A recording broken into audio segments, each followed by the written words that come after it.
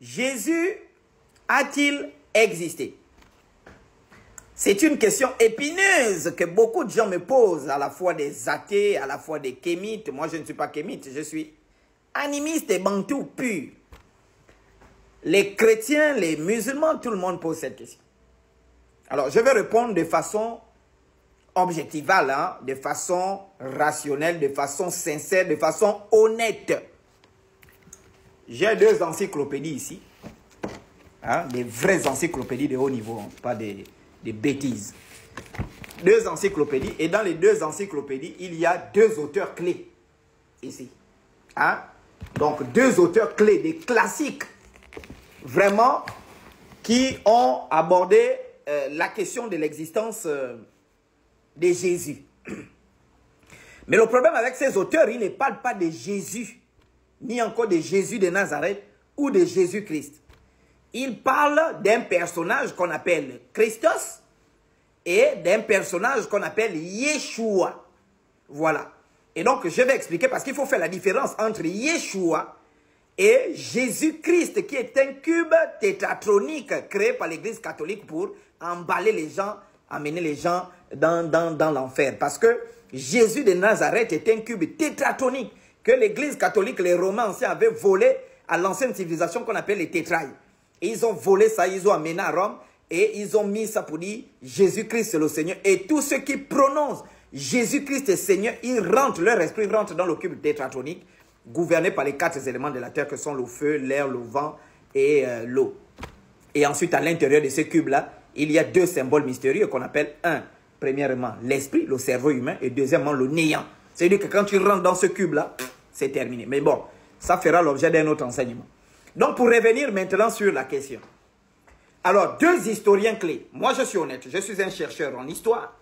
Et donc, quand j'ai fait des découvertes en histoire qui sont rationnelles et sincères, ben, je la raconte de façon rationnelle. Premier élément de rationalité qui prouve que Yeshua, pas Jésus, Yeshua a existé, c'est Flavius Joseph qui est un historien juif et pharisien.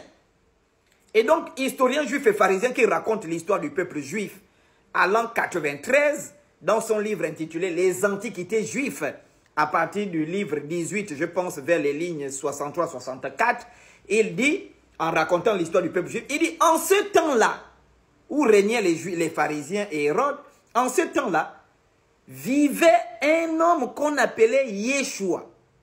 Il était très sage et enseignait la vérité aux gens. Ponce Pilate l'a crucifié pour éteindre le mouvement qu'il venait de créer. Et les gens qui le suivaient, qui étaient appelés les chrétiens, existent encore jusqu'aujourd'hui. Si je me trompe, vous pouvez aller vérifier ceux qui ont cette encyclopédie-là, universelle, hein, universaliste ou je ne sais pas dans d'autres sources dans les bibliothèques. Voilà donc, premier élément qui prouve que Yeshua, il y a eu un personnage, un prédicateur qui s'appelait Yeshua, qui était très sage comme le chocolat des filles et très intelligent comme le chocolat des filles. Bon, moi, je lui dépasse l'intelligence parce que lui, il était dans l'Antiquité. Et donc, ça, c'est première preuve. Deuxième preuve, très rationnelle encore, c'est vrai qu'elle peut poser des problèmes au niveau historique parce qu'à l'époque où Tacite raconte cette histoire-là, ben, il y a un Jésus, Jésus-Christ qu'on appelle à l'époque Shimon Bar Korba et qui va se faire tuer à l'an 120, il va devenir Shimon Ben Kosiba. Et donc, il y a Tacite qui est un historien romain qui raconte l'histoire déjà avec beaucoup de mépris, ce qui prouve que vraiment c'est encore rationnel. Il dit, dans son annale, rédigé à l'an 116 après Jésus-Christ, donc en partant de l'an 0 à l'an 116 après Jésus-Christ, il dit, pour faire taire toutes les rumeurs, Ponce Pilate décida de tuer Christos. C'est ça, hein? Ponce Pilate décida de tuer Christos. Voilà, donc c'est ce qu'il dit. Et il dit, décida de tuer Christophe, qui avait bâti un mouvement dont les adeptes, on les retrouvait en Galilée, le berceau du mal, mais aussi à Rome. Vous voyez ce que Tacite dit. Donc ça prouve aussi, c'est un deuxième élément historique qui montre qu'il y a un personnage qu'on appelait Yeshua, et qui était appelé en grec le Christ, donc le sauveur, qui était considéré comme le sauveur du peuple juif, etc. Maintenant, pour revenir, il faut distinguer ce personnage-là qui n'était pas Dieu, hein, parce que Yeshua n'a jamais été dit qu'il était Dieu. Il s'est défini comme un serviteur de Dieu. Il a été envoyé par Dieu pour amener le peuple juif à la repentance, pour amener le peuple juif à Dieu. C'est l'église catholique au concile de Nicée et la mère de ce salaud qu'on appelle Constantin qui a fait un rêve sur le tombeau de Jésus, cette pétasse-là.